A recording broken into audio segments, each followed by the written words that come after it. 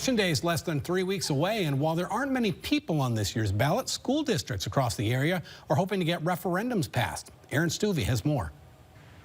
While MEA week means that schools are without their students, it doesn't mean that all activity has stopped. Election day is less than 3 weeks away, and while municipal elections are few and far between, there's no lack of referendums keeping residents and school districts busy. Most of the ballot questions are budget-based, as districts like Cleveland, Marshall, New Prague, Owatonna, Murray County Central, Jackson County Central, and Sibley East all have revenue questions on the ballot, asking taxpayers for a greater budget. Other districts have those same budget requests, as well as some bigger requests. The Nicollet School District is seeking around $7.5 million for secure entrances and the expansion of their technical education space, alongside general maintenance costs. Grenada Huntley East Chain is asking for $8.7 million for renovating their technical education space, as well as adding 2 more classrooms and expanding the kitchen and cafeteria. Fairmont is looking for $21.7 million for upgrades to locker rooms, secure offices, and additions to the Fine Arts Center. Medelia is seeking $22.5 million